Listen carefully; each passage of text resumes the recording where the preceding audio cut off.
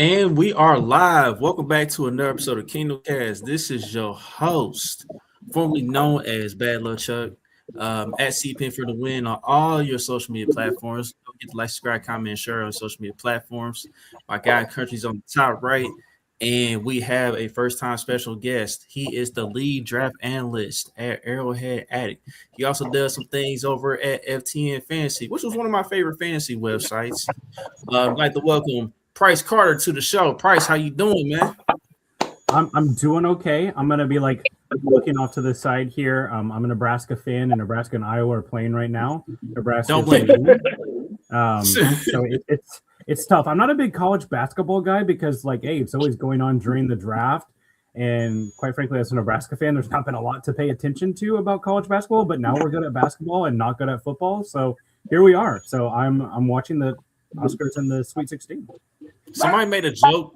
Somebody made a joke before this game talking about, Iowa and Nebraska, they got the lowest total on the slate because they're going to do the ceremonial punt at half court before the game. The funny thing is, this is like the best shooting game that's happened in the tournament so far. These white boys are draining the ball. It's just white guys draining threes. The second half has not been nearly as high scoring, but the first half they were just bucket after bucket. I think Iowa shot 63% from the field. It was excellent. So they better be able to shoot. But just on a serious note, though, Iowa and Nebraska, those are two well-coached teams. Shout out to Ben McCollum and Fred Hoiberg for doing their thing this season. Yeah. So.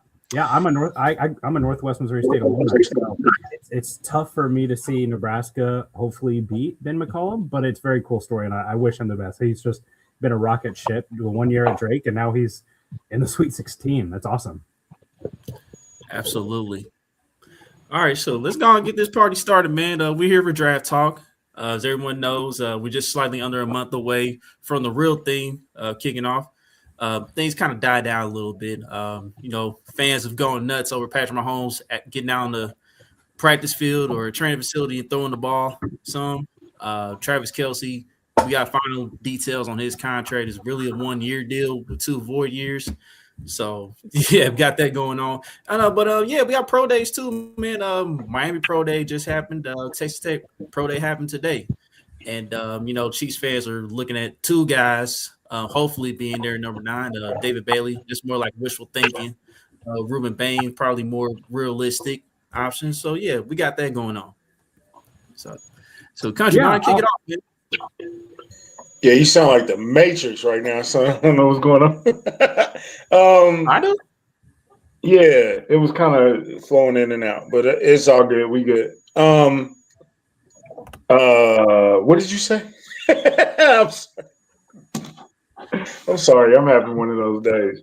I basically just gave you a rundown of what's been going on lately in the kingdom. Yeah. Pat broke the internet real quick, like not even a 5 second. How long was the video? 27 seconds, maybe, if we're stretching it out. Yeah, not that he did I guess you can consider it a backdrop or drop back or one pass. He wasn't slinging it. He didn't throw a bomb or anything like that. He probably threw it to Bobby. It wasn't, and it was just a big deal. It's good to see him 100 days post-surgery on the field, looking healthy. I think he's above schedule. I'm not a doctor, but he looks like he's right along where he's supposed to be. We still got 5 more months to the season. Hopefully we aren't starting the season in Seattle because I don't want to start the season in Seattle on a Wednesday, Chuck? Yeah, that's awful. But you know what they say about Twitter doctors, man? They all over the place. Yeah, the doctor was like, yeah, he's going to be ready week 1, guys. I've never seen him before. I've never seen his charts, but he will be available week 1, guys. It's like, calm down. Still a long way to go, y'all. Still a long way to go. Yeah, I mean, if you know Pat Mahomes, you already know he's going to be a freak in the gym. He's already been a freak. He dislocated his knee and wanted to come back in, so he's always going to be this freak athlete until he's not. And I don't want to see when he's not, because hopefully that's when he's like 40 or whatever. But right now, he's always going to attack it real hard. You knew he was going to work. You knew he was going to be in the gym every day. You knew he was going to get the best treatment. He had his surgery in a day and a half. So I'm not shocked that he's throwing the ball 100 days out. Well, go ahead, Yeah, Price. I That's mean, me cut you off. Yeah, no, you're good. It's I think it's certainly good to see him throwing the ball. I think anybody coming to a conclusion either way, like you guys pointed out, is probably a little bit of a stretch. Whether this means he'll be ready, I think probably the biggest piece of news, Nate Taylor of ESPN put in his article that he thought that the Chiefs are optimistic he might be able to participate in OTAs in some form, which would be huge news because that's even a little bit ahead of training camp. I'm sure that's the Mahomes timeline, right? Like that's what he wants to do. But I do think this matters a little bit in the sense of no matter what happens, the Chiefs bring in Justin Fields as just to be a competent backup behind him. Everything that we're talking about the offense, wanting to see more innovation, more change, more under center, et cetera, et cetera. You know, a lot of people in the Chiefs draft a wide receiver early in the first round. All that thing centers around Patrick Mahomes being on the field and throwing the ball and being the key cog of this offense. And it's going to be hard for him to do that whenever he can't be on the field because of his injury. So any progress you see from is certainly encouraging. And yeah, the Twitter doctors, it's funny to see everyone like doubt them and cast doubt on them until it's their team and their player who the Twitter doctor is like, oh, this is my diagnosis. Like, okay, now we believe what they're saying, right? Like they don't know anything, just like we don't know anything. The only people are going to know is the Chiefs and Patrick Mahomes. But it was good to see him on the field, and the Chiefs just tweeted out some highlights of him playing basketball in high school, which is pretty cool too. I wish it was funny now, but yeah, it's a good sign for sure. That was funny that they uploaded his basketball highlights. It's like, really, what are we doing? Hey, that's a bad boy right there. But I'm not gonna lie to you, Price. When you say OTAs in some capacity, I take it as probably just throwing some passes on the sideline, doing some rehab stuff. Or even just installs, right? Like, hey, like I'm just gonna stand here and say, like, all right, you usually go here, and then we're gonna motion or whatever. But hey, that's better than not being there at all, right? Like we've all been up at training camp and we see the guys who are off to the side and the tent, they're totally separated from everything, right? So if he can be on the field on some capacity, that's a good sign. Absolutely. I want Justin Fields taking those snaps anyway, or the actual snaps, because he probably has the furthest to go. Like, and my dream is flipping Justin Fields for a pick later on. So I want him to get a lot of reps, a lot of snaps. I want him to see the majority of the preseason. I don't know, Pat, I love you, but you're not playing in the preseason this year. I'm sorry, bro. I don't know. I wouldn't even give you a series, bro. I'm just not. I'm not gonna play you during the preseason, Pat. So don't even give me that look. I know you're looking at me. Don't look at me. You're not playing in the preseason. I might not play you week 1. You know what I'm saying? Depends on how the schedule. When does the schedule come out? Usually in May, isn't it? Like they'll leak a few games during the first round of the draft. Like we'll get some random like divisional game, like Giants and Eagles are playing Black Friday or something like that on, TNT yeah, we definitely gonna get or the whatever. games first. Yeah, we're gonna get some weird games like that, but yeah, it's usually May. It's just like some random Tuesday or Wednesday, and we just get the full schedule. So it'll be interesting to see for sure. Just is it a coincidence that the Mahomes video comes out and an hour later the NFL announces the season starting on Wednesday? Hopefully, but boy, you could see the storylines, right? Of like Kenneth Walker, Super Bowl MVP, returns to Seattle to see the banner dropped as the Chiefs and Patrick Mahomes face on the Super Bowl champions. Like you can just already see it, right? So yeah, I don't love that. Yeah, John wants to blow out. Somebody playing in Australia? Yeah, the Niners and Rams. That's like the very next day. Niners and Rams? Yeah. Damn. That's not a game I want to put in Australia. Here's the thing. I don't mind the international games. I think it's a little too much, but if you're going to do international games, they shouldn't be divisional games. You should keep those here. Those are like more important. Yeah. I mean, but you do want to kind of put the best product out there if you're trying to break into a market. But 49ers Rams, that's a great game. You know what I'm saying? Like, I don't know if I want to put that in Australia.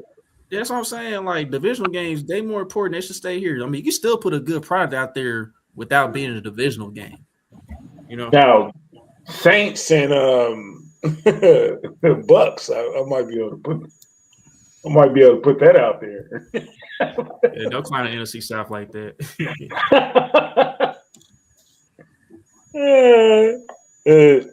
Giants. No, I wouldn't do Giants Cowboys. I'm trying to think of a bad game. Chargers Raiders live from Singapore. Crazy. Yeah. Speaking of Patrick Mahomes, it was Texas Tech Pro Day. He was in the building on the facilities with a nice little sleeve on, watching over and making sure that was Pat our head scout today. Could be one of them, possibly. Who else had pro days today?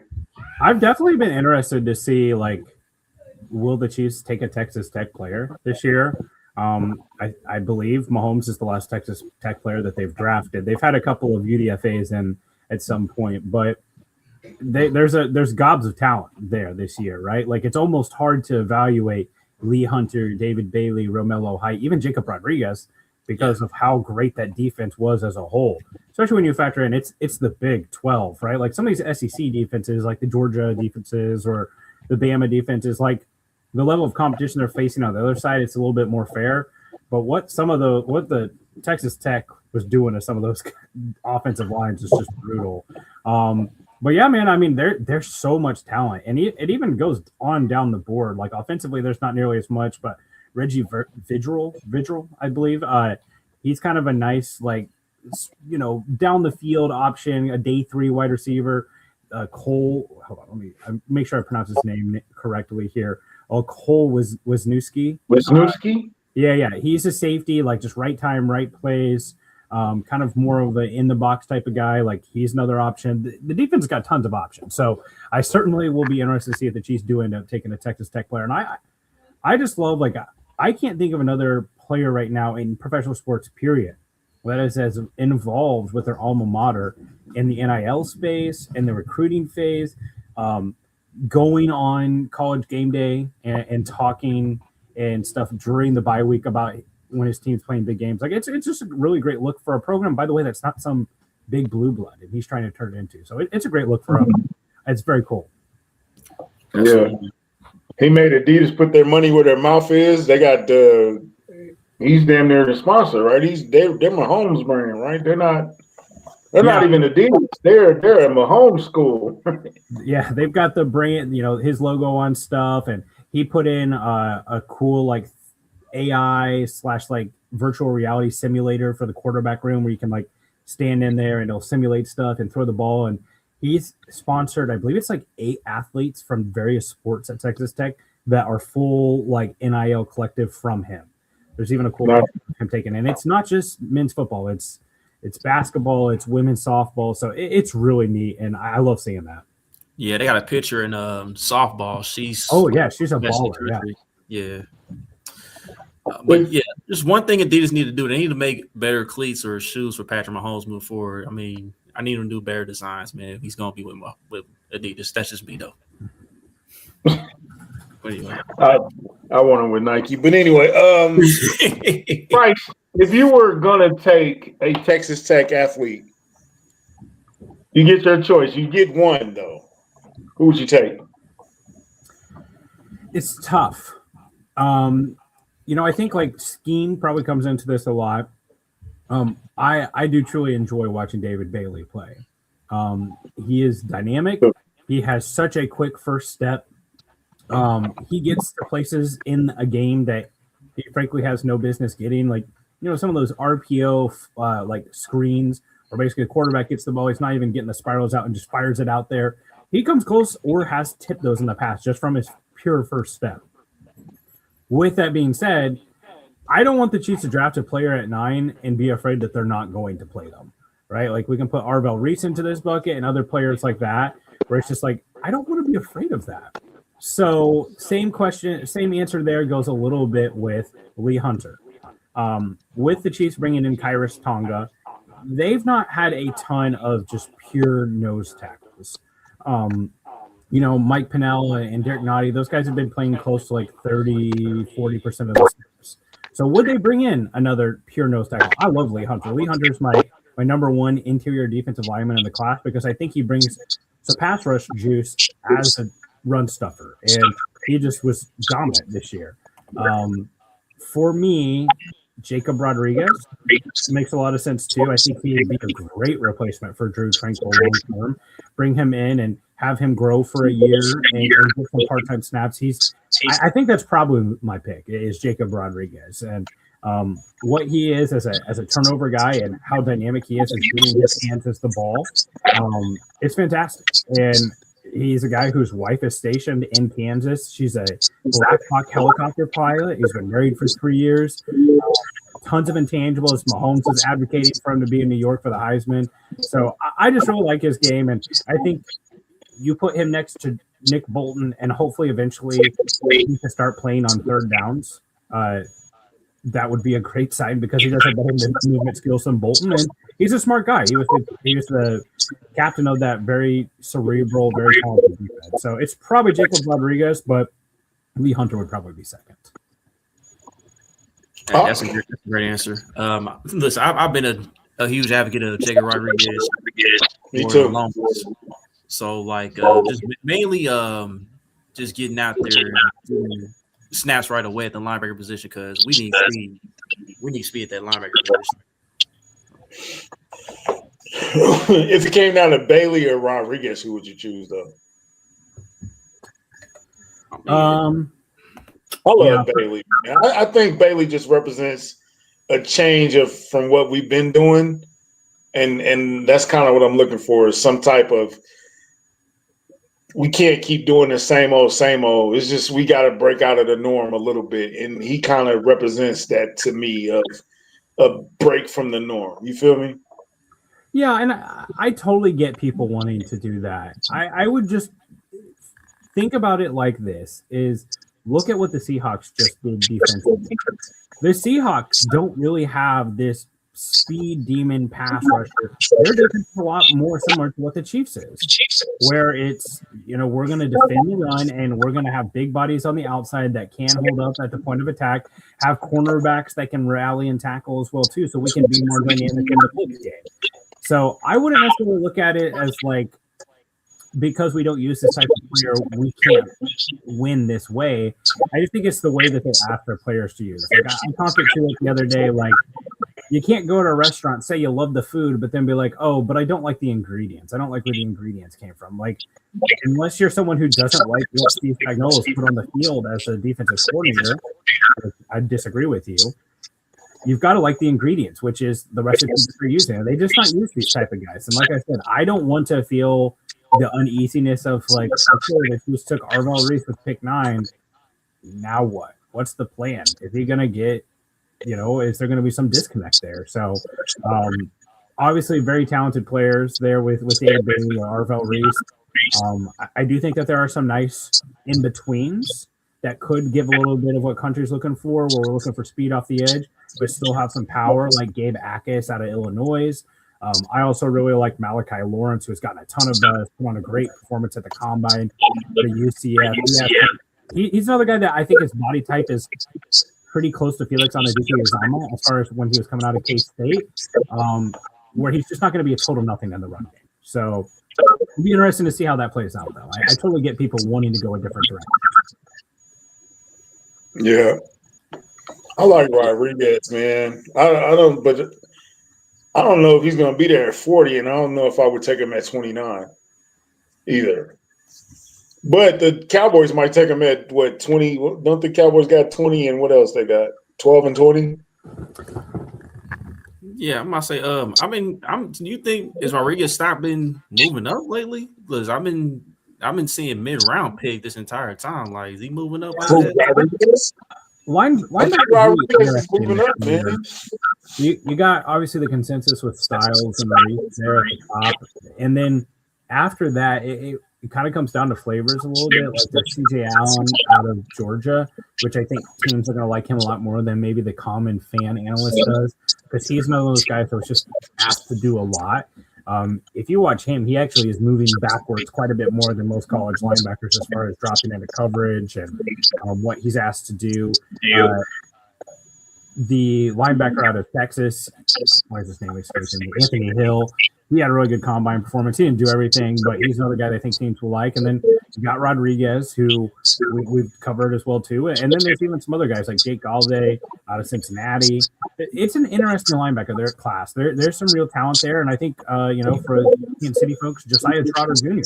is someone that I know a lot of my friend. I actually haven't gotten to his tape yet. Linebacker's a position I haven't looked at nearly as much, but Josiah Trotter Jr. is another guy that I know a lot of people are really high on. And again, kind of cut from that Nick Bolton cloth where he's just going to play downhill and really fit the run well. So it's an interesting linebacker class. And I think these teams, like the Bills could be a team, the Cowboys are another team. I think if you're looking at the picks at pick 29, you're probably hoping that a couple linebackers come off the board if you're the Chiefs. Yeah, I was wondering whose feedback that was, but shout out to Monty, appreciate it. But yeah, before we get back to draft talk, shout out to Nebraska Cornhuskers. They came up short, but they made history though. They finally won a couple of tourney games in their basketball program. What the hell, man? That game just like fell out, like they were tied, and then like I look up and it's like a 8-point deficit. It's just like they just had a crazy rally there. Ugh, brutal. Yeah. It's tough, man. Shout out to Ben McCollum again, man. Like everywhere he goes, he just wins, man. Like he's pretty much there might be some KU fans that are wanting him here pretty soon. Yeah, absolutely. All right, so back to the football talk, man. Jacob Rodriguez, we all in agreement on that one. David Bailey, like we would love to have him, but it just feels like the stuff you hear around the league and stuff, it just feels like he's not gonna be there at number 9, So I'm kind of just like I kind of move past it, but it is what it is, man. Like there's still other options, like Blake just mentioned in the comments about Ruben Bain. Like if he's gone before 9 and that's who Beach wants to take, like would you take Caleb Downs or would you take Mansour Delane out of LSU, the corner? Yeah, I think it's certainly interesting. I think Mansour Delane has really kind of put together a great process here, tested really well at his pro day, honestly better than I thought he was going to. The tape is phenomenal this year, especially for a defense that wasn't particularly great. Like he just kind of provided like shutdown coverage on his side of the field. I think coaches are going to be really high on him. I think the question that you want to ask yourself if you're the Chiefs is just kind of an organizational philosophy of, we are a team that has routinely found value at the cornerback position, not just like the stories of L'Jarius Sneed, Charvarius Ward, but just like the role players. Like think about how many good snaps this team has gotten out of players like Rashad Fenton or Chris Rowland Wallace. Are you now going to spend the highest pick that you've had since 2013 on a cornerback that's good, not great? Like Mansour Delane, if we're going to put him in the context of some of these other players that have come out, he's not Derek Stingley. He's not he's not Sauce Gardner. He's not some of these guys that go top 10. He's not J.C. Horn. Now, he's a good player, but are you going to spend a top 10 pick on that? Now, I will flip the script here a little bit and say, too, the most important thing I have said since basically I knew that the Chiefs were going to be picking number 9, before I even knew that they were trading Trent McDuffie, is the Chiefs cannot miss. The most important thing with this pick is they can't get it wrong because their margin for error is so small. So when it comes to Caleb Downs, do I think that there are some people who are going to be frustrated about that pick, and there's going to be some loss that happens that against, the regular season loss against the Bills that always comes, and people are like, wow, Caleb Downs, where's he in the box score? Where's this guy who's a top 10 pick? But my feelings about Caleb Downs is the margin for him just being a good to great NFL player is so high. He is the safest pick in the draft because he is so instinctual. He knows where to be in the right place at the right time. He reads and reacts very well. I know, he's gotten this rap as a bad athlete. I think he's a limited athlete. He's not overly long, not overly dominant. But the tape speaks for itself. This guy who was asked to return like 6 or 7 punts in his entire career at Alabama and Ohio State and has like 2 or 3 return touchdowns in those 7 or 8 returns. Like they just put him back there and he just returns touchdowns. So there is a level of athleticism there and cerebralness that he was asked to start on Nick Saban's defense as a true freshman. So I just feel like his margin for being a really good player in the NFL is very high. And if you tell me I can get that at pick 9, I'll take that every day over a Tyree Wilson or an Evan Neal or some level of bust. Because if this team has that type of miss at pick 9, it could seriously set them back. I agree with that. And like, just like the options that we could have in number 9, like I don't see how the Chiefs could mess it up. I mean, hopefully it's not a situation where we're taking an offensive tackle. Now, yeah, I wanted to get to that. I saw a comment in the chat about that, and this has been a big topic. I personally look. I know that the Chiefs have a lot of needs. Think about the wide receiver position, right? Like I just retweeted that the Chiefs are meeting with Ted Hurst out of Georgia State. They've met with Carnell Tate. They're also meeting with Mekhi Lemon. There's a lot of smoke around the Chiefs and wide receiver. With that being said, there's also a lot of smoke around the Chiefs and tackle. And Sean Newkirk, he's a good follow on Twitter. He posted like basically tracking the mocks and basically consensus mock drafts. Where do they have the Chiefs picks? If you look at it historically, these big guys, Daniel Jeremiah, Todd McShay, Mel Kiper, their mocks are usually pretty darn correct as to what the Chiefs end up doing in the first round. So these Chiefs getting mock tackles at 9 or 29, it's not nothing. Now, with all that being said, I like the tackle position much more at 29 than I do 9, especially because like at 9, there's this consensus idea of like, well, if this player's gone and this player's gone, just take the best tackle available. But that, if you contextualize that into classes again, this is not the Chargers taking Joe Alt. This is not the Lions taking Penei Sewell after Jamar Chase is off the board.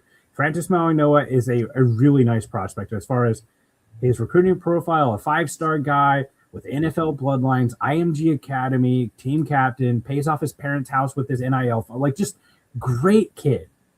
Might be a guard. Spencer Fano, taking snaps at the combine at center. That's not something that excites me at pick 9. Now, 29, if we're talking about whether it be a guy like Caden Proctor, my favorite of these choices is Blake Miller. By the way, 54 starts at Clemson, captain of that offensive line, great feet, great movement skills, 34-inch arms. Like, he's all the things the Chiefs like. You plug him in at right tackle, that makes a ton of sense. Have an open competition. So I do think that the Chiefs are more in on tackle than we as fans might be. Maybe they don't love what they've seen from Jalen Moore, but if the Chiefs were able to pull this off, where they have 2 rookie contract tackles who are good to above average, that's a pretty sweet deal, and I don't think anybody would be frustrated from that. CJ, welcome to the show, man. This is where we basically was just talking about Blake's question about who to take between Downs or Mansour Delane for LSU. Then we just left off with the whole offensive tackle rumored that just went on. So between those two, I mean, you probably see me on the timeline. I've been saying all offseason that Caleb's the best player in the draft by far for me. I think he's a 10-year starter, all-pro. He could possibly be an all-decade type of player. I think he's that good. And I know the measurables, a lot of people kind of get enamored with guys like Kyle Hamilton or Nick Manwari because of the size, which I get, but I think the mental is what separates him, and that's something you can't measure on a piece of paper. It's something you have to watch the film, and I think his play recognition, his versatility is something that's just not measured on a stat sheet. So if that's the choices, I agree with you. I think Mansour Delane's a very good player. I don't think he's worth a top 10 pick for us per se, because I do value Spags and I value Dave Merritt. I think he's the best DB coach in the league, or if not top 5, I think he's proven that over his track record since being in Kansas City. So we have plenty of starting corners who haven't drafted first round outside of Trent McDuffie or Marcus Peters if we want to go back in the Dorsey era. So I don't think there's really a need to draft a corner at 9. I'm not mad because I think Mansour Delane can be a day 1 starter for you. I wouldn't be upset about it. But if that's the choice, I think you would make a big mistake passing up on a guy like Caleb Downs. He's so smart, so versatile. And like guys, the football game is won or lost in the middle of the field. If you can't cover tight ends or slot receivers, you will lose every time. Like JSN just got a big contract because he cooked in the slot this year. Puka Nacua is about to get a deal in the next week or so. Yes, they play outside, but they cook in the slot. That's where the most of your yards come from. Cooper Kupp had a career year playing in the slot. You can't cover the middle of the field, which we know that's a weak point for us. Guys like Jamari Connor, whoever playing in the safety, we need to get a guy that can play that position and completely knock that out the park for us. So I think Caleb Downs will be a no-brainer for me at 9 for sure. Like P-Mac just said, I would easily take Caleb. Saw a comment here in the chat about Monroe Freeling. I'm not going to be as high on Monroe Freeling. I did my eval on him. First off, there's a guy who waited 2 years at Georgia behind Broderick Jones and Ernest Green before he found the field. He's got about 16 career starts. You love the measurable 6'7", but only 315 pounds, and he plays like it. Like he just doesn't have the sand in the pants that I'd like for a guy of his size. The amount of times that he climbs to second level as a blocker and just finds absolutely no work is astonishing. Like this guy, you're like, okay, here it is, this big, 9.97 relative athletic score. Let's see it out in space, and he just whiffs and doesn't touch anybody. Not what we want to see. And he's also a guy like reminds me a little bit of when we used to watch Orlando Brown in Kansas City.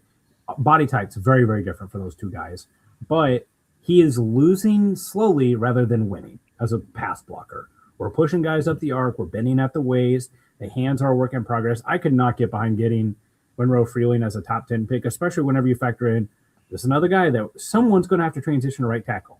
You're going to transition a guy who took some time away from the team that has been described as having some maturity issues in Josh Simmons and move him to the right side after having, when he was on the field, a great season at left side.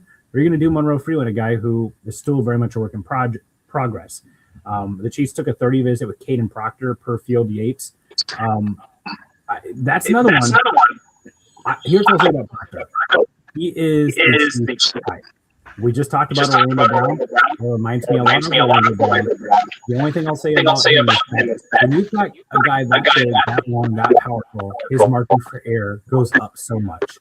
And you can tell me, everyone can tell me that Orlando Brown's feet suck and he's susceptible to speed, but he's just been a league average starting left tackle all this time, right? So there would be another question about moving Proctor to right or are you moving Josh Simmons, but I don't know, man. They seem in on it more than we are, and they have lived and died by the sort of we're going to protect Pat at all costs. So it'll be very interesting to see what happens there. And I'm fine with that price. I don't mind them getting linemen. I just don't think you take him at a premium pick like 9.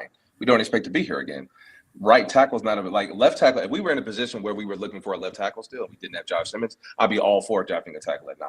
But you have the premium position being Josh. So right tackles don't go at 9, in my opinion. Right tackle can be 29 or later, but 9 is not for a right tackle. So yeah, that's why I don't agree with it. So yeah, I feel the same way. But yeah, man. So like, in your opinion, like, if you let's say the Chiefs were to get a right tackle, right? Like, what would be the sweet spot for that in this draft? Yeah, anything 29 or later for me. I mean, there's obviously some other guys like because I still think 29. I don't know. I'm still kind of on 29. I mean, you can get like Miller out of Clemson. There's a kid out of Wake Forest. I was mocking him a lot to us on day 3. I think it's possible. I'm just not in love with a lot of the guys like Fanu or Mawaga like day 1. Like Price said, like they're okay starters, but nobody's jumping off the board. Like when I see a Mimbu the last couple of years or Josh Simmons, nobody really jumps off the board for me. So I think any of these guys could come in and start, and I think obviously like Coach Andy could go in there and get them to be startable players, but I don't think there's no need to reach for them, honestly. So that's why I think 29, if not later. I think, honestly, like Price, I've been saying in my first 3 picks, I would love to get receiver, edge, corner off the board. Whatever order you prefer, I would love to do that 3. I don't think there's a need to take a tackle with those first 2 picks, honestly.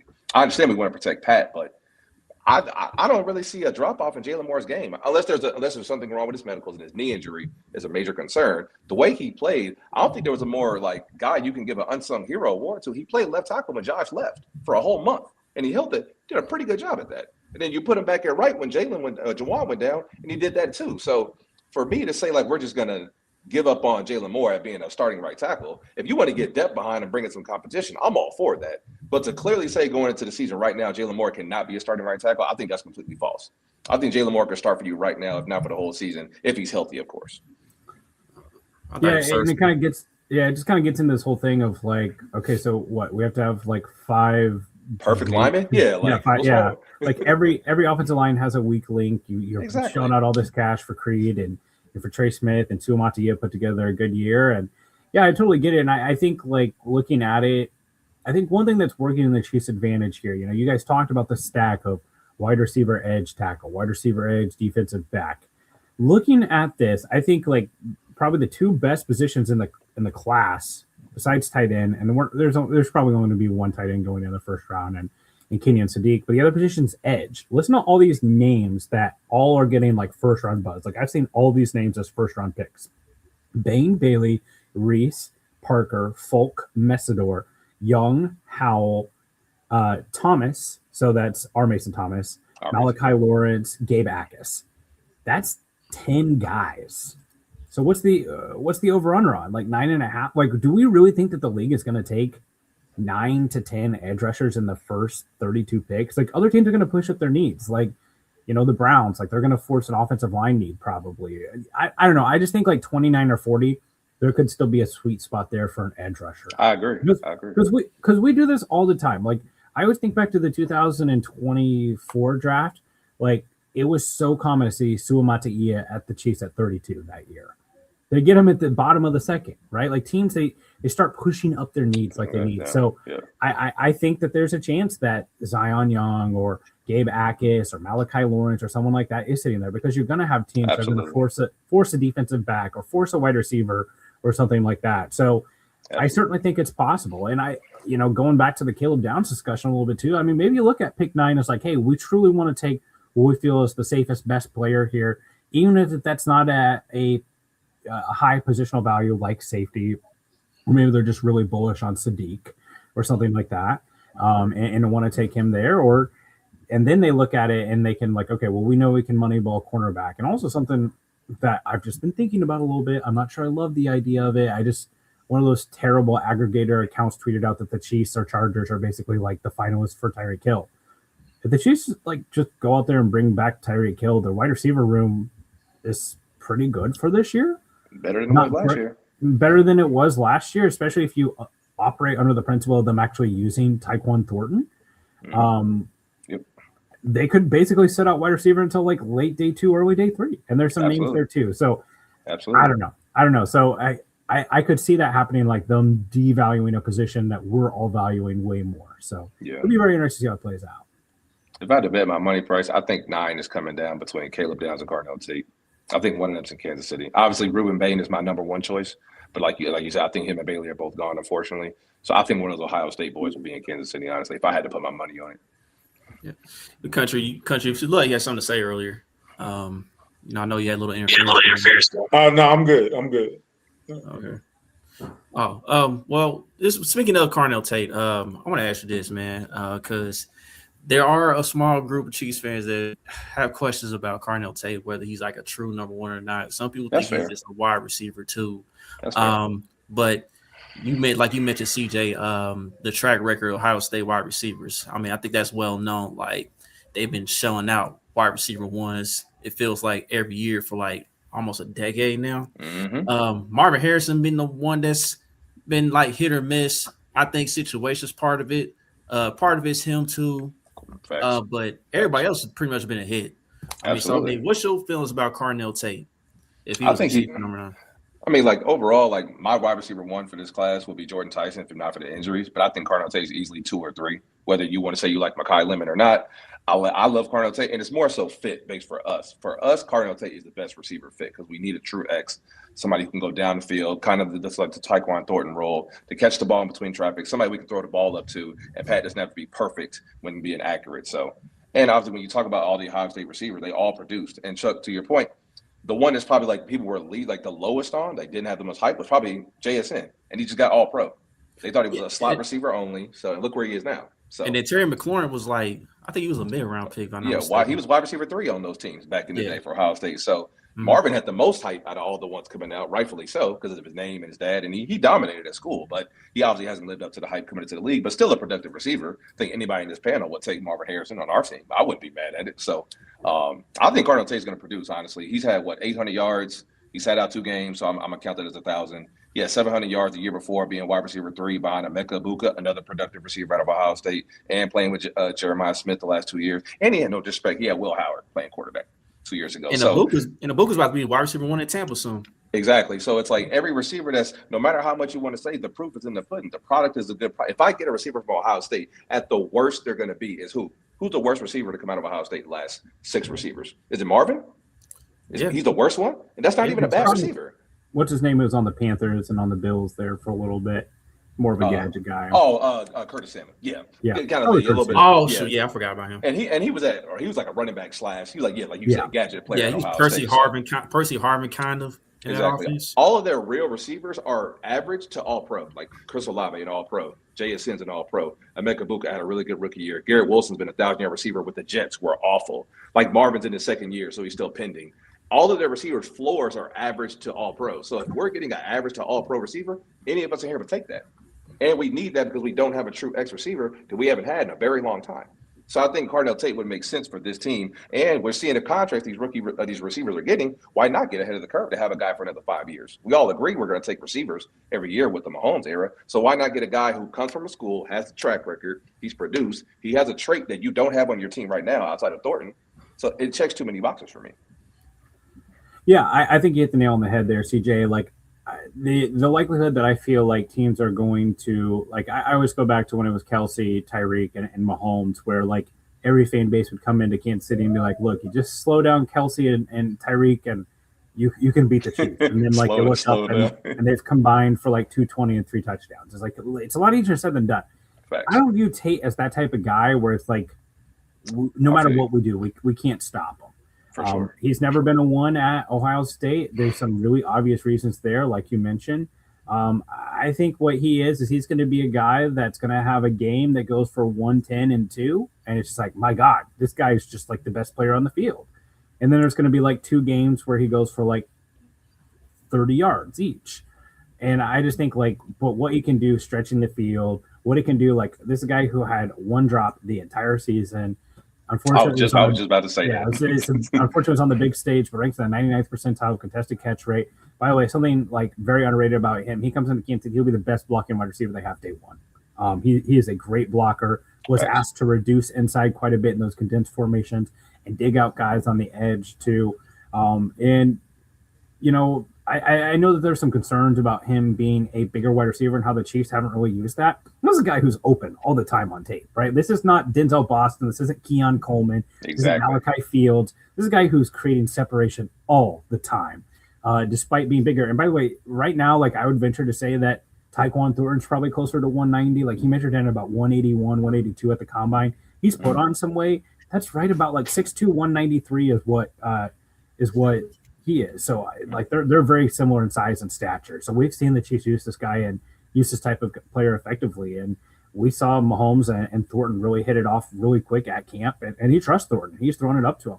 So getting another guy like that, I think it's just going to continue to open up stuff down the field. And I'm just really excited what it's going to look like with Kenneth Walker when teams finally do start realizing like, thank you. We cannot stack the box. Like I just keep coming back to like the Chiefs investing in their run game to help their downfield passing game. That's why I was a little nervous with Justin Jolie coming in today because Justin Jolie is more of that kind of move, Jonnu Smith, not a blocker. I was much more excited when it was Oscar Delp coming in for a 30 verse because it's like, let's build this infrastructure where this run game can be dynamic with good blocking tight ends for a change, and then you can really help make Patrick Mahomes' life easier. Absolutely. And blocking tight ends who can catch too. So yes. I'm with it. Yeah, that's always a plus with blocking tight ends. They can catch too. Absolutely. Take it all day. Absolutely. See, so yeah. All right. So here's another question I have in regards to us in the draft. You mentioned earlier about having questions about Spags and whether he's going to play some of these guys if we like whoever we draft for defense. I mean, do you think that could change depending on who we get, or you think it's just going to be the same as usual, like your typical program with Spags? I think he kind of doesn't have a choice this year, honestly. We got rid of a lot of faces. Like Charles Minnie, who's gone, Leo Chenal's gone, Brian Cook's gone, Jalen Watson and Trent McDuffie are gone. So a lot of new faces. Derek Notty's gone as well. So no disrespect, but I thought we were going to cut Drew Tranquil to bring back Leo Chenal. But I mean, like it's a lot of the guys that the last piece would be, no disrespect again, I would love to see Shamari Carter go to a reduced role. That's just my personal opinion. A lot of the guys that we need to see play are going to be forced to play now. Like Jeffrey Boss is going to be forced to play now. Obviously, hopefully it's more, but we're used to. Jaden Hicks is going to have a bigger role than what he had last year. And anybody that we do draft early, like you said, will be an impact player for us, whether it be Ruben Bain at edge, if they decide to take Delane at corner, or Caleb Downs at safety. Any of those guys will have to come in and be a day one impact player for us under Spags tutelage. So I think we're kind of in the new era of, hey, we have to change our ways. And we've said it all offseason. If we're not going to be honest about our mistakes, we're going to keep running in circles doing the same thing. We just call it insanity and expecting a different result. So if Spags is not going to use these newer guys we use, then we're going to have those awkward conversations, probably about moving on from all-time coaches like Spags or Andy Reid. And I'm just like, if you can't see the wrongs in your ways and just truly make an adjustment, then we're all sitting here talking for nothing on these podcasts, on these spaces. Because we all see the mistakes in the play calling. We all see the mistakes in the usage of players. You just have to go in there and be honest with yourself and say, hey, I messed up. Now, if you give me a true edge, am I going to play him regardless of his size? I don't care if he has short arms. I don't care if he doesn't have the prototypical like specs that you're used to having. If he can play, he can play, and he can make plays for you in whatever role that does what's best for the player. I hated the way we did Norman Lott last year. I didn't want to see him gain weight. I wanted to see him be the rusher from the inside like he's been his whole college career. Hopefully he gets back to that this year when we sign guys like Tonga from New England so he can get back to his natural role. So I think with so many guys you let go and so many faces that have been relieved from our defense, I don't think Spags has a choice to not play the newer guys in the team. We're the guys we draft 9, 29, 76, or later in the draft. We have to play the young guys because we honestly not in a position to not play them this year. Yeah, I totally agree with you about I think it's got kind of two different buckets, right? Like the secondary stuff's a little bit more frustrating than the edge rusher position stuff for me. I think with the with the Trent McDuffie stuff, I do wonder, and we'll just never know, right? But I do wonder how much of that was contractually driven of a guy who's wanting to play on the outside and get played as an outside corner, which he certainly did. Congrats to him, well deserved. But was a player who's best in the slot, and I'm very interested to see how that plays out with the Rams, a team that sees Jackson Smith and Jigba twice a year.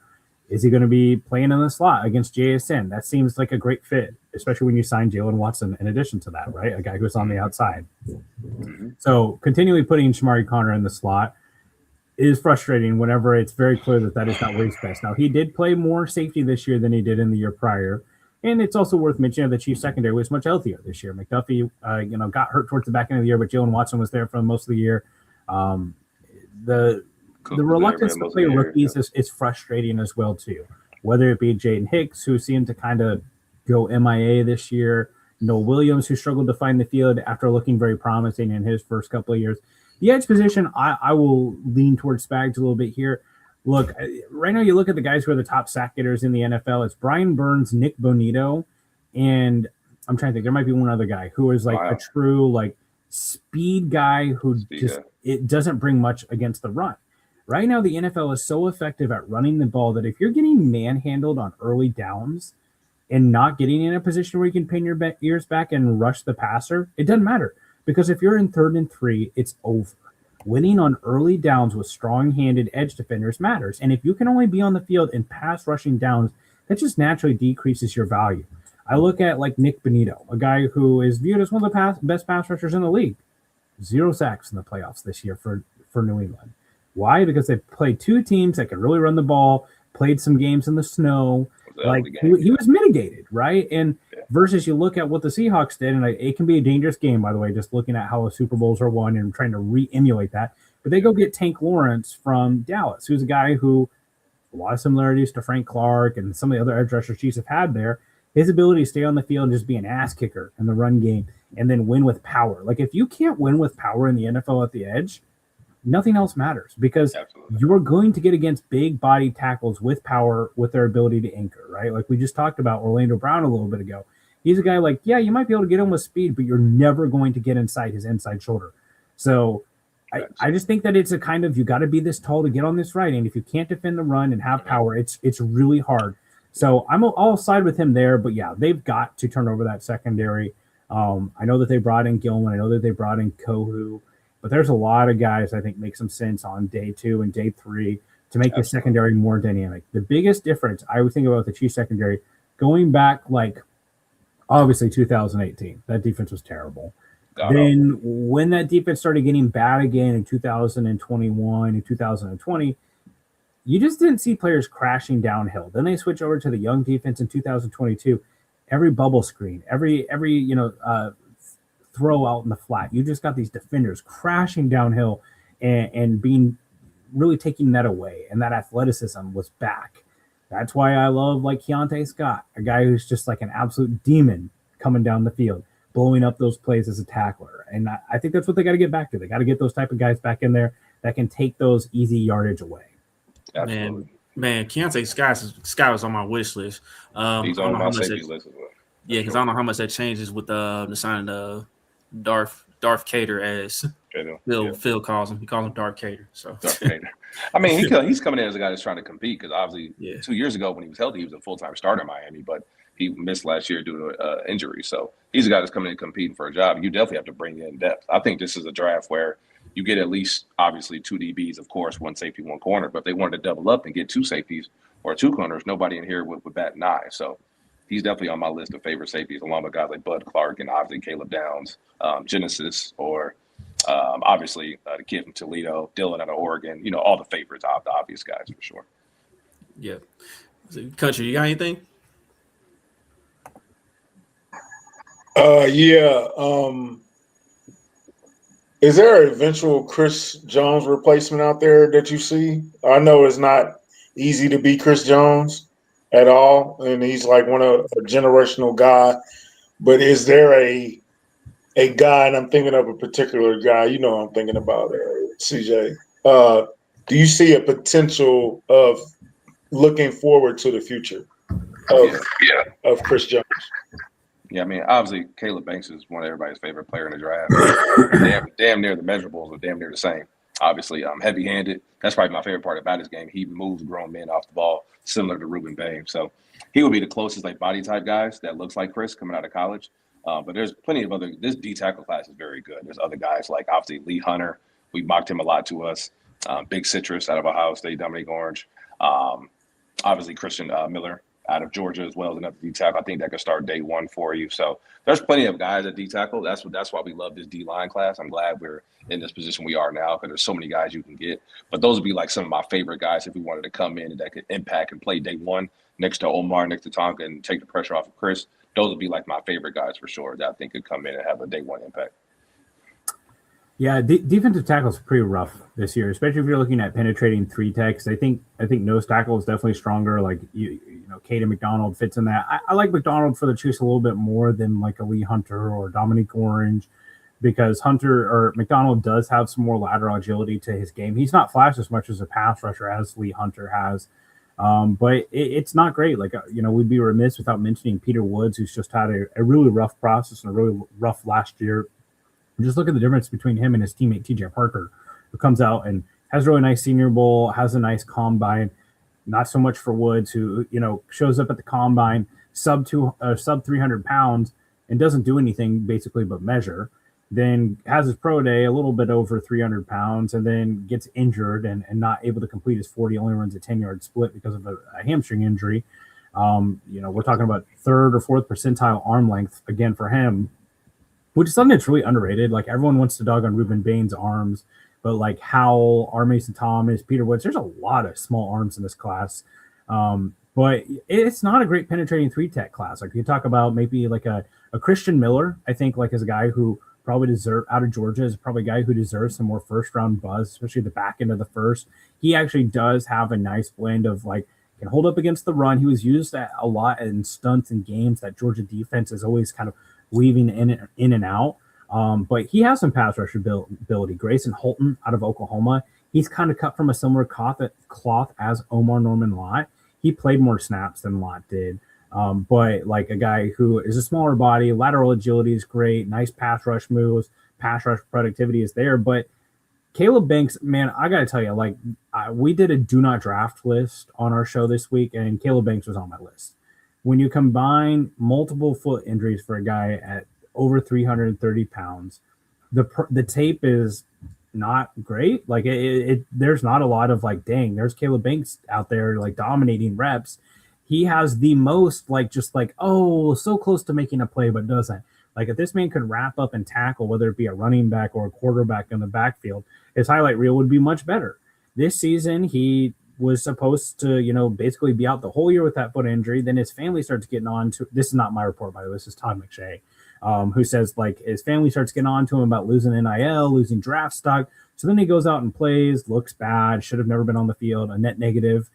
Then he shows up at the Senior Bowl. First day, everyone's talking about how dominant he looks. He's talking just this god-awful trash, just this filthy mouth. Well, day 2 and day 3, he's still talking the trash, but he's on the ground all the time. Shows up at the combine, turns in some great productivity, almost runs a sub 5-second 40-yard dash at 330 pounds, gets a hairline fracture in his foot, and now is on the sideline again. So there's just and the effort isn't great. Like the Chris Jones comps are there as far as like when he's focused, when he's motivated. Between the injuries and the productivity, he's just not a guy that I want to spend a day 1 or day 2 pick on. My comp for him was Deion Walker, which is another guy. Great tape, great traits, out of Kentucky, had a back injury that held him back his senior year. He turned in a pretty good season for the Bills here, also taken in the 4th round. That's kind of how I view Caleb Banks. I know the traits, they broke the mold when they build this type of guy, but I'd rather let someone find out. Okay, that's fair. None of y'all mentioned Darrell Jackson, and I'm just disappointed in all of y'all. Darrell Jackson, not a bad choice. He's more that pure nose type. I did do a film review on him. He does have the arm length, so he's got the arm length. The pad height was a little bit concerning for him. Like he was a guy that I just felt was constantly. You get a guy that's that big, right? Like sometimes it's just hard for them to win with leverage consistently. But he's a guy that I know that the Chiefs liked at the Shrine Bowl, and I believe he went from the Shrine to the Senior Bowl, like got an invite, which is always a good sign that people are liking what they see him. I think he's a day 3 guy. Like if you grab him the 4th or the 5th, I'd really like that. I was very unfortunate. It was very sad. I have loved Dante Corleone, the nose tackle from Cincinnati, for quite some time. He's been on the freaks list several times. I also pinned him for the Chiefs because he has blood clots in his lungs, and he lost some time to that, like Trey Smith. And I was like, okay, here you go. Cincinnati, Big 12, played a game in Arrowhead this year, got all the similarities to Trey Smith. Like this is a Chief right here. But he was one of those guys when I turned on the tape, I was like, boy, his injuries are just really holding him back at this point. He is not the same player that he used to be. He is actually due to have tightrope surgery, which this is a guy who's like 6'1", 330 pounds. He is a bowling ball of a man. Tightrope surgery for a guy like that, it's a big concern. I would not be surprised if he's a late day 3 pick at this point with all the injuries he's stacked up, which sucks because love the player. Obviously, the nickname, the Godfather, can't beat it, but concerning.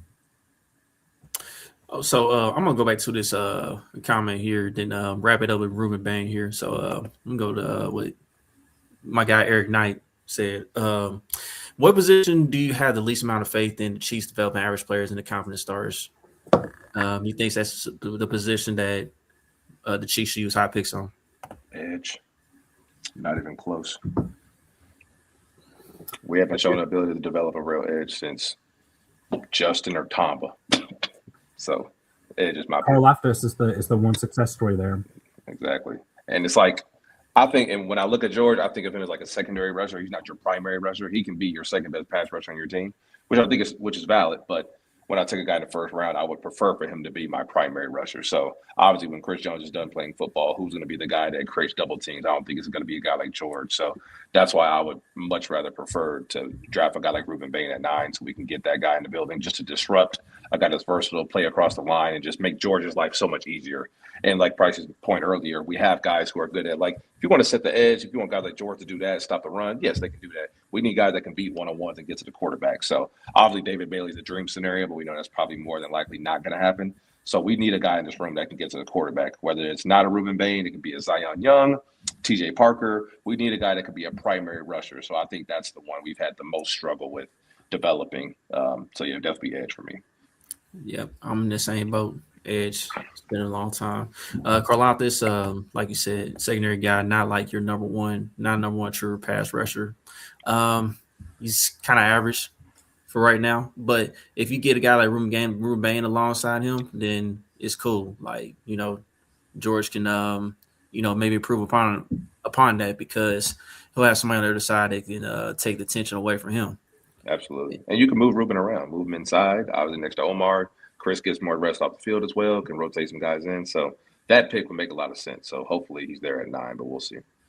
So speaking of Ruben Bain, let's go ahead and transition that just to wrap up this episode tonight. So yeah, man, I think some people are overthinking of Ruben Bain. I don't think the arm length is a big deal, honestly. Like, especially the guy with that much power and everything. You guys saw the pro day and what he did. You guys saw him do a pass rush drill where his bend, he was showing off his crazy bend, like his bend was crazy, just coming around those I'm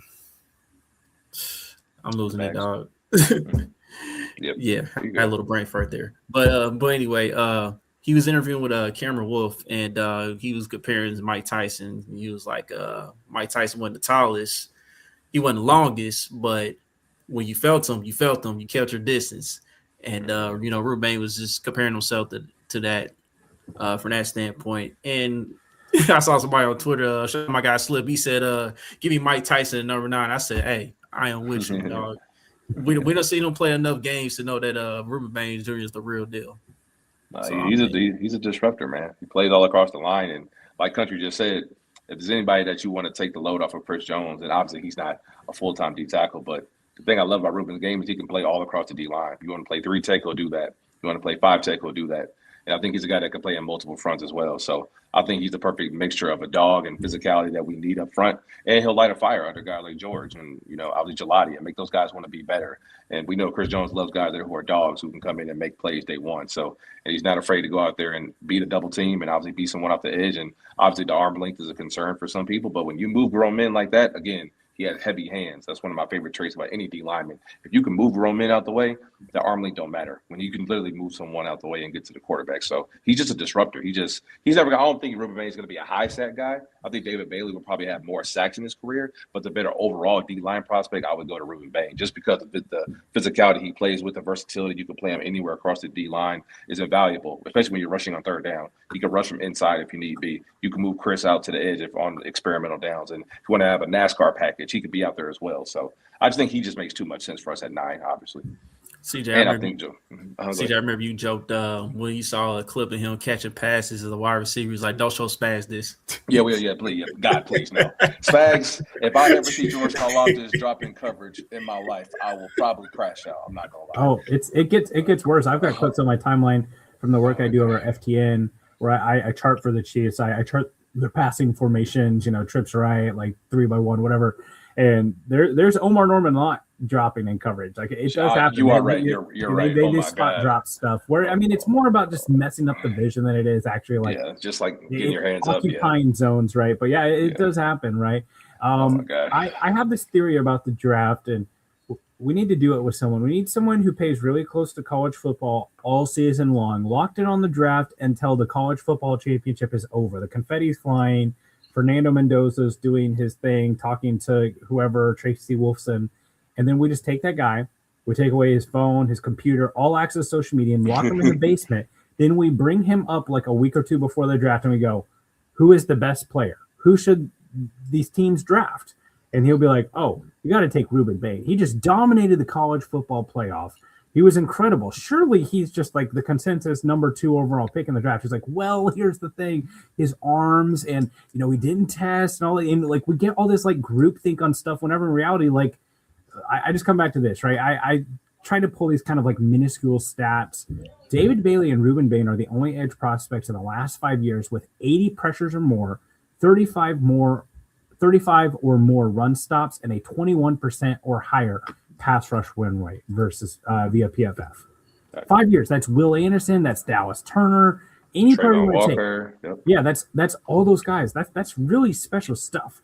So his ability to win with power, the bend and explosiveness, I know that David Bailey is the faster player, but the bend and explosiveness goes to Bain. His ability to reduce inside, what he can do as a run stuffer, and played his best football against the highest level of competition. Right, like that first, we forget kind of how the Indiana-Miami game went in the beginning, but he did a lot in the first half of that game against Maui Noah to make that game tough on Indiana until the second half when that game kind of finally wore down in the run game. So yeah, Bain at 9 is the dream. I certainly think it is. I think it's getting harder and harder to see nowadays. Sure. I do believe if the Chiefs, to me, if I'm the Chiefs and I want to feel great, like Ruben Bain, no matter what. We're emulating the draft day movie with a sticky note. I think you're trading up to 6 with the Browns. I think you're Yeah, I watched that last year for the draft and didn't realize Diddy was in it. And I was like, oh, wow. This is not aged well. But yeah, I think you got to trade up to 6 with the Browns. Like jumping the Commanders and jumping the Saints is what it feels like would be the best spot. And if the Titans take them, or maybe the Jets, then you're just like, well, damn, but that's probably where it is. Like if it's pick 4 or pick 5, and Jeremiah Love or Carnell Tate or someone or Styles or Reese are coming off the board, that's the spot. That's the spot, I think. And I don't think it would cost a whole lot. Like you can get there easily by just flipping the third that the Rams sent you to Trent McDuffie in the 2027 draft. I don't love that because I'm always like team more picks, more players, but maybe a trade down later, whether that be 29 or 40 or somewhere in round 3. So don't love it, but I do love Ruben Bain, and I think he's the highest level fit. Like I have said, his floor is 9. And for a man who did not run a 40-yard dash or do any of the agility testing, I think that's a man who knows his floor is probably 9 as well too. Also, we'll shout out his hairline not being like edged up and stuff like that. That's how I know he's gonna be great. Hey yo, See, he don't care about no looks. He just want to just go straight football. So. Yeah, straight football. See, that's the type of guy I want. Those the type of guys I want on my team, man. Like it's like strictly ball, man. It's all ball, all business. Ball is life. He probably wear beaters. He probably get his draws from Walmart. He probably still wear Hanes. I ain't gonna lie. He probably do. Yeah, I don't know what happened to Price there. He just cut out. I'm still here. My camera, just unplugged. Oh, okay. Yeah, I was like, I don't know what Here we happened. go. I got too excited talking about Ruben Bain. I know. My arms are long enough, unlike Ruben Bain, that I can like the camera It accidentally. was like this. So, Like yeah. I can't reach my camera. Yeah.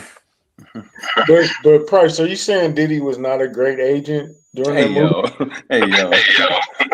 Hey, you look at his profile, able to connect many people with resources that they need. Really like oils up a deal, like I don't know. I think there's some skills there. I don't know. Somebody stop Price right now. He said oils of a deal is crazy. Cut that out. Y'all didn't hear that. Just got to grease the skids there. Oh my God. We about to get canceled. I see Bain and Bailey both making it to past 5, but I think 6 is where it starts getting tricky because the Saints are going to take the Saints or the Commanders are going to take one of those guys unless the Commanders want a corner, which they do need. And they need corner more than we do. I think Carnell Tate is in the mix with both of those. He could be in the mix with the Commanders and the Saints at the same time. So there's a way one guy falls, but it's just like, who is the guy going to be? Is it going to be Bain? Is it going to be Bailey? In that scenario, because it's like the Saints, the Commanders, and the Chiefs all have the same needs and could all be getting the same guy at the same time because they got the same needs. Like, you know what I'm saying? Like Washington did a lot of homework on their edge room this offseason during free agency too. I think Arizona is also like a wild card because they need everything. So it's like, where are they gonna go? So I can see a scenario where one of those guys falls. Is just who's the guy. Yeah, I know DMAC mentioned in the chat too about like what is the I really like, that's something I just keep coming back to, is that pick 29. Well, right, like if that's TJ Parker and like, to be clear, TJ Parker, Zion Young, they're probably cut from a similar cloth like Karlaftis as far as like what their NFL career looks like as far as a player.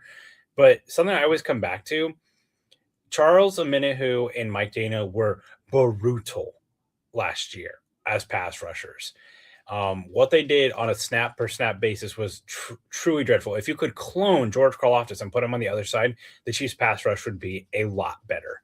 As far as guys who I think like have the potential to win one-on-one more, I think my favorite guy there is Gabe Akis, who's a guy who's on Bruce Feldman's Freaks list, a 2-time state champion wrestler. The thing that I really like about Akis too is like Illinois' defense, they play a lot of odd fronts. Like sometimes they'll have 4 or 5 guys up on the line of scrimmage and play more of that traditional 4-3. And there's other times that they'll play a true 3 down where Akis was asked to set the edge, head up against a guard or a tackle, and he still has the strength to be able to do that at his size. And he's more bendy and bursty than some of those other guys. I think he's a nice kind of like in-between spag guy where it's like he can hold up strong enough against the point of run more than David Bailey, more than R. Mason Thomas or Cassius Howell, but brings more juice as a pass rusher. And I'll also say, like, I think the Chiefs have kind of mitigated, like, I don't think maybe 4 or 5 years ago they draft Gelati, who's a guy who's a little bit more sought off than we think. Like Gelati when he came out of Louisville, he played standing up quite a bit as an outside linebacker. Comes into Kansas City, I'm sure probably added a little bit of weight and played more of that traditional kind of Mike Dana-esque role. But I do think they are slowly transitioning there. To me, it's not so much about the body type as much as it is the play strength and the ability to set the edge. So I like it though. Akis is one of my favorites, and I think Malachi Lawrence would be the other guy that I think like, okay, we're adding pass rush juice, but still has that floor as a run defender. I think a lot of the guys we mentioned today would be an upgrade on the backside of George, so I'm with it. Hey, Price, who is one of those late? I like those late round gym guys. Sneed, Pacheco for a couple of years. Who's your? It doesn't matter position. Who's a late round undrafted free agent or seventh round guy or just a later round gym that you focus on or seeing? Yeah, so it's always a little bit tough, right? With like, do I think that they're going to be there? I'm going to go with Jaden Candy, the slot cornerback from Oregon. He's a guy who really plays the run physically and was great out of the slot, really sticky man coverage. A big part of what helped that defense be as good as it was. I really like him as a high level fit. This is one of the biggest questions I have. Like, if I could write down a list of Chiefs draft questions, like, what do they view their cornerback need? Is it a slot only? Is it just another pure outside guy, or is it a guy who can do a little bit of both? Like, I think about Avion Terrell, D'Angelo Pons, Keith Abney, as far as guys who can probably do a little bit of both. Jane Candy or like Sia Wright from Nebraska, Go Big Red. He's another guy. He's the only guy who shut down Mekhi Lemon this year, by the way. But you know, that's a guy that like you bring in. He's just a pure slot. Hold on, Price. I love how you snuck in Go Big Red. You snuck that right in. Hey, oh, you can't see it, but I got. Let's see. I got the blackout helmet here. God. Oh, that's I also nice. got my Well, I'm coping right now, but I got my blackout and my traditional helmet back here. I've got other stuff. Yeah, I'm coping over this Iowa game, so at least it's over now. I don't care about college basketball anyway, or football. Allegedly. I don't care about those guys. Was that your list, though? Yeah, we have Emmett Johnson. Price, what's up? I thought that was your guy. Well, yeah, you said day 3 guys. Or late day 3 guys. I do like Emmett Johnson. It's really weird. Chiefs fans, I think it's just an anti-Nebraska sentiment, and I get it. They're an old Big 12 team. We've all got our like interstate rivals, but I get a lot of pushback when I put Emmett Johnson in a mock. And I really think it's not just me. I just think it's people who look at relative athletic scores and think, I see yellow, I see green, or I don't see green. I don't like this. Whenever like Emmett Johnson might be one of the most like ethical ballers at the combine. He was one of the few players who did every single drill. You look at a guy who's gotten better every single year, and I think he's a high level fit.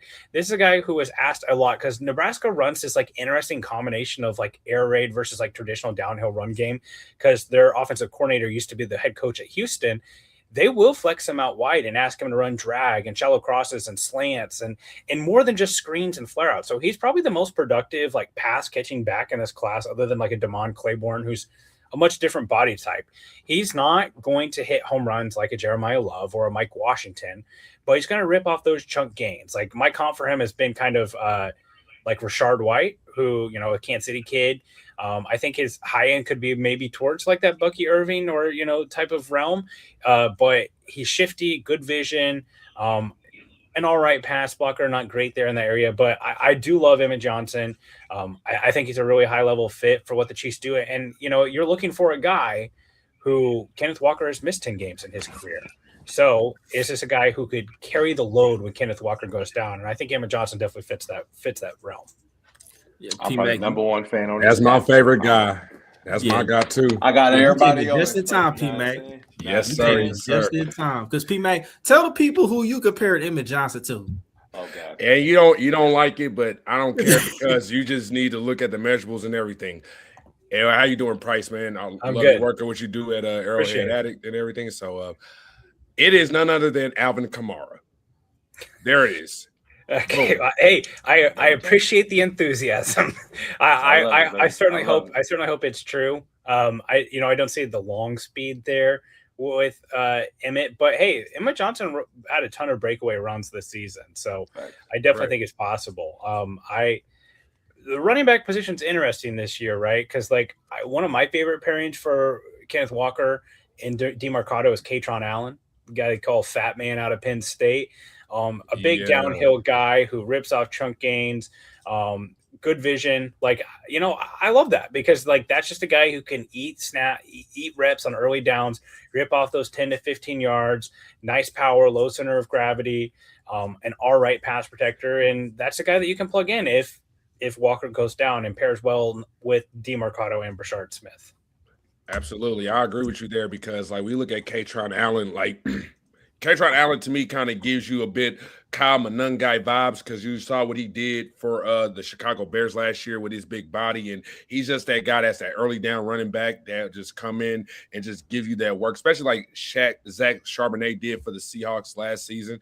Yeah. But that's what I see in Katron Allen. And when you look at his teammate from Penn State, Nicholas Singleton, some people call him the best third down back in the NFL. And that's the thing that they both bring. They bring both great pass blocking ability, but you would say Singleton is more the better pass catcher. But Allen can develop to be just as good of a pass catcher, especially when he gets in the NFL room with the running back coach. Let's say if he was with us, I really like that. So yeah, I agree with you with Allen there. Yeah, P-Mac. So I know you coming in kind of late, man. So, did you have anything else for Price that you had on your mind? Oh man, that is a good question that I had to ask Price. So man, if we were going after, let's say we had to go after a right tackle, like would you prefer like day 2, day 3, or just not go after a tackle at all because we're paying Jalen Moore $15 million this upcoming season? And you hear fans saying, oh, we need Francis Malinois from Miami or Spencer Fano. I mean, I do like Blake Miller from Clemson and Heinischer from Arizona State, but like what's your thoughts about that? I was busy helping a friend out, and I might have not heard some of the other stuff that you guys were saying as you guys were talking about it earlier. But what's your thoughts about that? Like, what would you do? No, you're good. Yeah, I we kind of talked about it a little bit. I think 9, especially if you're looking to fill right tackle, isn't great value as far as what's there. Especially because like I think the Cardinals taking taking Malinois just makes a ton of sense as far as like this is a good player. We can play him at multiple spots. We feel great about his floor, feel great about his ceiling. Great player, all those things. I like the value more at 29 and 40 for sure. I actually just wrote up Hanicher for the website yesterday, and he's a guy that you can get excited about. He was born in Nigeria, played multiple sports over there, basketball and soccer. Comes over, actually doesn't play football until college when he commits to junior college and just picks up football. And then after a year of junior college, gets a deal from Arizona State to go there. And like this guy who's only played football for 3 years, great movement ability. The pass protection is better than a run blocking at this point, but it's a guy you can talk yourself into because like this guy's only played football for 3 years and has really great traits. At 6'5", 321 pounds, was the 99 or 93 percentile athlete as far as relative athletic score goes. So he's another one that makes sense. I agree with you. Like I like Blake Miller. I love his feet. I think his side to side is really good. And I think he's a guy who's just consistently gotten better and a guy whose tape still looks good despite how rough this year was for Clemson, and a guy who's like the vocal leader of that offensive line. As far as day 3 at tackle goes, it gets pretty thin pretty fast. I will shout out Demetrius Crownover, who is a guy who probably owes a lot of draft money to Ruben Bain. Ruben Bain owes that man an apology. That's actually a great draft stack. Like just get Ruben Bain and Demetrius Crownover both on the Chiefs, get them in a room together, talk it out, work out whatever indifferences they had. But Crownover's got the body type. I mean, his movement skills aren't going to be there for a guy that you're taking on day 3, but Crownover's another guy that I like. So pick 40 is probably my favorite spot, or 29. I like that. As a matter of fact, Crownover has been one of those guys I've been mocking to my drafts like 4th round, 5th round, because he's that guy, even though you get him in the 5th round. Like, remember Braxton Jones from the Bears? He was found in the 5th round, and he was an all-rookie team left tackle coming from the 5th round over guys who were drafted in the 1st round as like the best offensive tackle. So you look for those type of players. Or like years ago, like you found a Jordan Howard who was a 5th rounder coming out of Indiana, and he was 1,000-yard rusher, I think in 2016, the same year with Ezekiel Elliott. Then the next year you had Kareem Hunt and Alvin Kamara. So, I look for those type of guys, especially those day 3 guys like the Pachecos, like you found in the 7th round. So I appreciate that. Absolutely. Well, guys, I super appreciate you having me on. We're going to Clearwater, Florida. I'm taking my kids on the first airplane ride, first time seeing the ocean here for spring break. I get to drive 18 hours to Florida. My wife's flying with the kids, and I'm Have driving fun. into Florida. Yeah, well, like not having to rent a car, not bring the car seats. My wife only's got to bring a carry-on bags for the kids, and plus I get out of having to be in the car having to be on an airplane with my children. So I'm not going to complain about that. So I'm going to Enjoy knock the out peace. some books on tape and stuff. So I will catch you guys later. But thanks so much for having me. I really appreciate it. It's been a great time talking ball with you guys, and we'll do it again sometime. Definitely. Safe travels, bro. Thanks for See you, coming on, Bryce. man. Be safe on that All right, road, see you bro. guys. Appreciate All right, you. take care, Price. Shout out to Price Carver of Arrowhead Addict, man, the lead draft analyst there. 18 hours, man.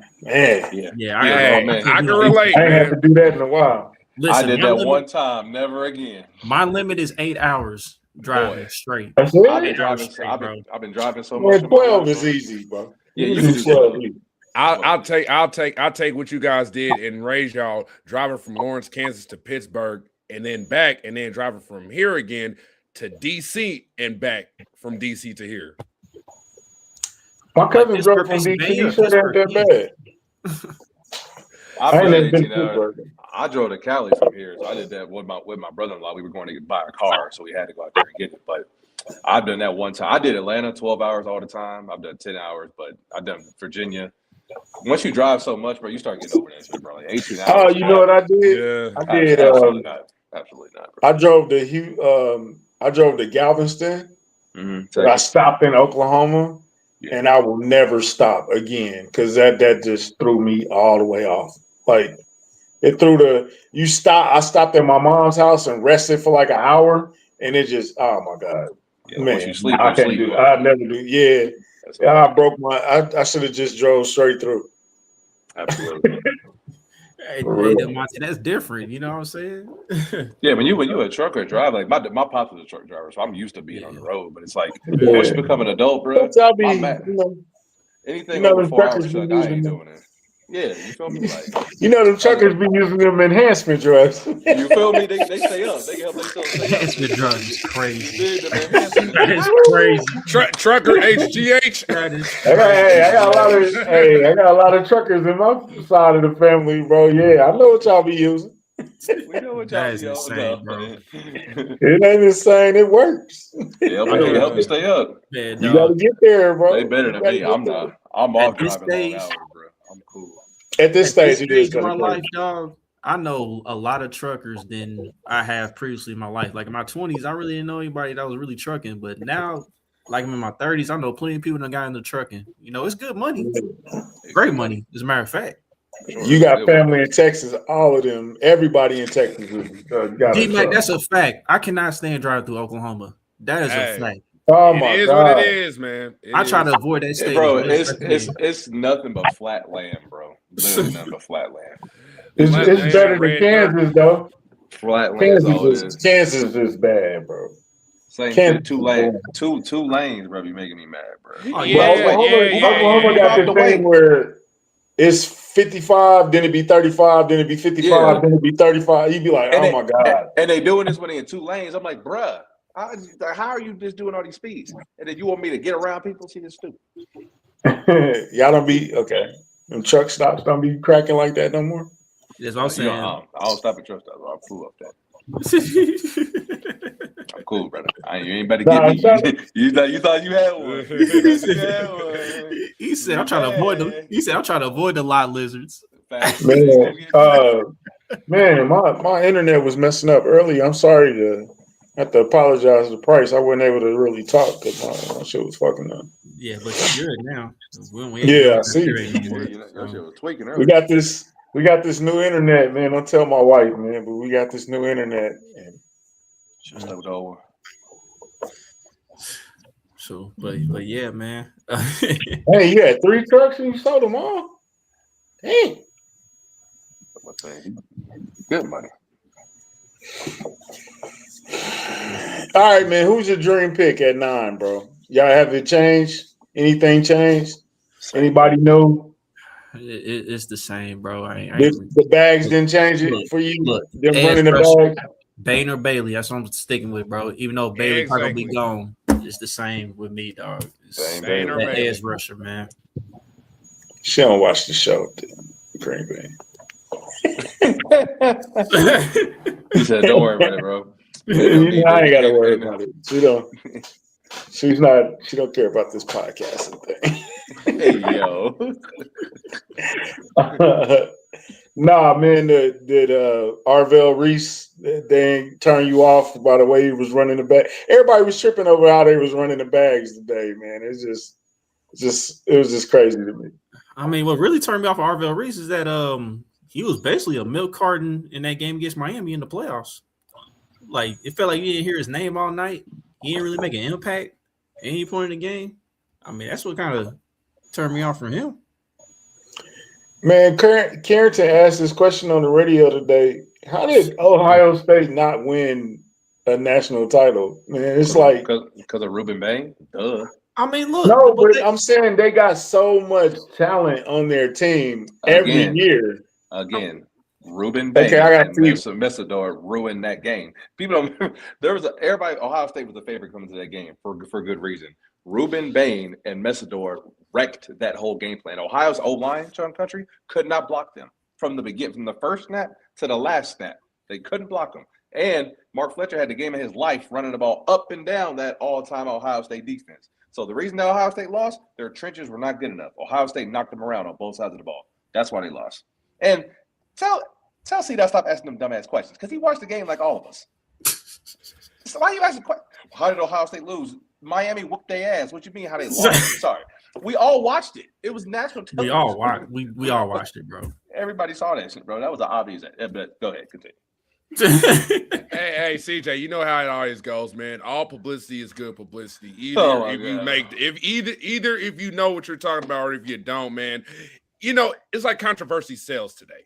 That's where we're at today, bro. You know, C-Dot got to do the whole shock jock type stuff at times. How did they lose? What do you mean how they lost? Come on, man. Like the benchmark is Stephen A. Smith and Skip Bayless. That's what they allowed through the door. So yeah, it is what it is. It is what it is. Yeah. I thought that was funny when he said it's my turn. It's my turn. Hey, Chuck did that too. And I'm gonna have at you. Like hey bro, you know see? Oh, you about to hey, don't do that, CJ. Hang on. Don't do that. The only Patrick I acknowledge is Thomas Edward Patrick Brady. Oh, you want to see those throws, the AFC Championship game where you guys lost to Tom Brady? Ooh, yeah, like ice water. I'm like, yeah, it's crazy. Like, shut up, Skip. Ain't nobody trying to hear that bullshit. Hey, what's that? We have little wet dreams and shit. Chuck Sabaté, my country. Hold on. But speaking of Tom Brady, Tom Brady looked like he still got it though in that flag football game. And the crazy part is that all of a sudden, the timing of this, there was a story to come out saying he was trying to come back to the NFL, but the league wasn't having it. You know what I'm saying? P-Mac is not feeling that one bit. Once a cheater, always a fucking cheater. Fuck him. That's right. Wow. I'm sorry. Wow. Yes, I said I was there, man. I was at the game watching too. it. I was there too. We was all there. Yes, we seen this man. It was cold as shit. Not just cold, but the Tampa Bay game too, man. I'm like, nah, bro. Y'all setting this up for the Great White Hope. Yeah, I'm gonna say it, man. I'm sorry. Just because you don't want to see a brother who's mixed race show that he's the greatest of all time, bro. He's better, dog. And Brady has said it in interviews. Are you kidding me? I wish I had the same skill set as this kid, man. Y'all know it. So nah, man. And y'all can't stop. You can't stop Mahomes. Even after Brady did all that, I still see this kid as the GOAT. And yes, I know all the stuff that I'm saying. If you might say it's contradictory, you say that. Well, hey, it is what it is. But Mahomes is still, to me, the real GOAT. Whatever. Flag football. Wow. What a elusive move. Oh, wow. Tom Brady. I knew as soon as he made that move, they was going to start saying it. It's like, oh, my gosh, here we go, man. Like, get off of the whole bandwagon of, the glory days. Oh, my gosh, just like we should go and draft Jeremiah Love for the same money that we're already paying Kenny Walker III. Make that shit make sense. Come on, man. Hey, y'all got the funniest timelines, bro. I don't know where y'all be. Y'all timelines are way funnier than mine. My timeline, I guess, is maybe I'm that calm. I don't really follow that many. I see some wild takes. You're just boring.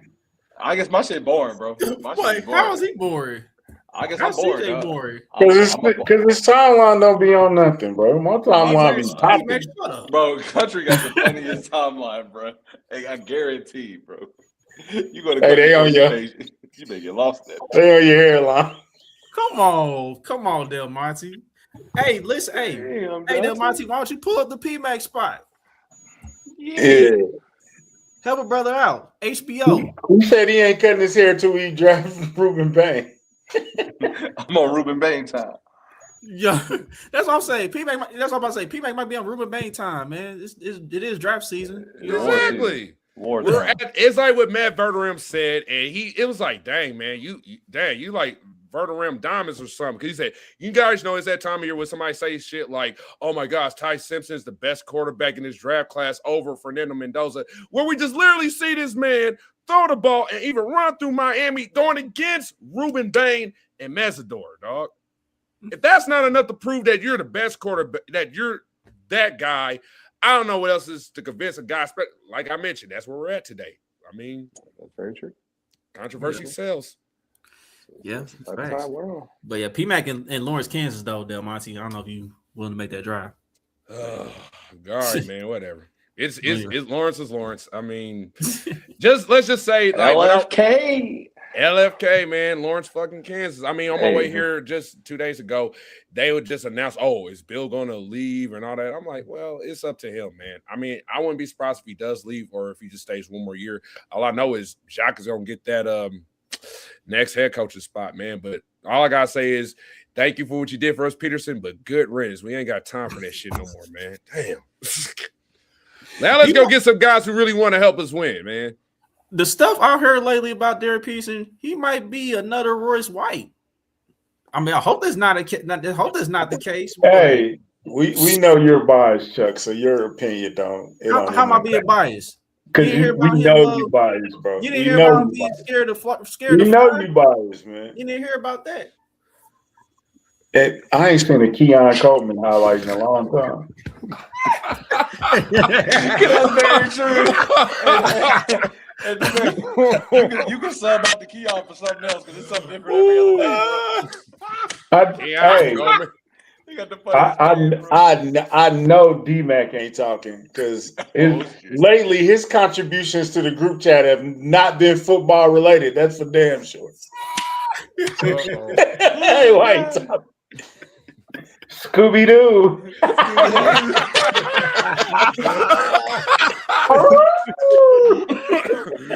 That was funny. He's all care to his sisters. Man, D-Mac is a wild boy, man. D-Mac's a wild boy. Hey, man, get to our sponsors, man, before we get canceled. It's about that. Jesus Christ. Man, Price already said, Diddy, it's too late for that game. We ain't no coming back. He was talking about oil and shit. I was like, hey, Price, chill out, bro. We don't talk like that. Hey, man, Country sitting there letting him say it. I'm like, bro, tell him to stop. D-Mac, I ain't said nothing. It was this nigga over here. Yeah, that was him. Oh, man. That was some good people on the Dog Fantasy, man. Use that promo code Kingdom Cast all in one word to sign up. You bet $5. You get to say $5. I can't even go through this about hey, bro. But that little underdog, bro. Bring you some money. But Underdog does got something special for to open up MLB, man, MLB season. For 3 days only, they give you a free lineup. Whoever has the highest multiplier gets all the money. So I think it's like a $4,000 or $5,000 to the winner who has the highest multiplier. So they got that going on Underdog Fantasy. So you can download the app on Apple Store, Google Play. Want to give it a try? Just use that promo code Kingdom Cast all in one word to sign up. And the next one, sponsor number 2. Shout out to the good people at W Energy. Go to www.w.gg to check out the website. When you click the join now button, when you first pop up on the homepage, you can get up to 20% off on your first order. And again, here's some of the flavors that they got. Japanese soda, they got s'mores, got Calio cream, got fruit punch, all various flavors, no crash. It's all the good stuff. Helps keep you locked in for the day. It's nothing like Monster or Red Bull, all that stuff. It's just Or you can drive trucks with it too. Hey, oh yeah, that's what y'all. This is what y'all need to be on truck. Yeah. Shake it up. Yeah, man. Especially for them long night overhauls, man. You want to keep the energy on the road. This is it right here, man. Yeah, and it's good for you too. Go ahead, y'all get need you to a switch scoop. it up. Get you a scoop. Yeah, trucking industry, get on, hop on the wave, man. So yeah. So again, this dude. Hey yo. Don't do that again. Do not do that again. That was so crazy. That was so crazy. www.w.gg. Check them out. Shout out to W Energy. All right. So, anything else you want to discuss before we wrap it up? Opening day, bro. Opening day tomorrow. Anybody going? We play the Braves in Atlanta. Oh, they're in Atlanta. My bad. Yeah, when is the Kansas City game? When's the first Kansas City game? Monday. Yeah, Monday. Monday? Yeah. We're going to ride out. We're going to mob out, CJ? Yes, sir. You know the vibes. Okay. I'm down. So, I'll probably wait a little. Chuck want a glizzy. Huh? You know you want one. Anyhow. That ballpark glizzy. Yeah, that's gonna conclude this episode tonight. Don't forget to like, subscribe, comment, share all your social media platforms. Again, like thank Price Carter for hopping on with us. Watch us on Twitter. Please hit the retweet and like button. Share to everyone that you know. If you're watching this on YouTube, when this video ends, also hit the like button if you haven't already. But also hit the hype button. Hit the hype button. Help us get in the algorithm. And Country, he always throwing up the rock. Not always, but he do that sometimes. It's Hovey, baby. Yeah, everyone knows Jay-Z. Jehovah. Yeah, he had a concert in New York this summer. You know what I'm saying? Commemorating. None of us afford to get in there. We ain't in that tax bracket. Is it Reasonable Doubt in the Blueprint? Yeah. Yeah. Then they added a third show. I saw that too. Yeah. All right. So yeah. Did Nicki Minaj drop yet? I'm still waiting. Did that Nicki Minaj drop yet? She dropping something? He been beefing with the Barbs. Yeah. I don't know, Jim. Yeah. I don't know, Jim. Yeah, I'm not even worried about that. Nicki Minaj, what? Yeah, I'm not even worried about that. The Barbs Till the next episode, y'all. We out, man. Peace. Cheers.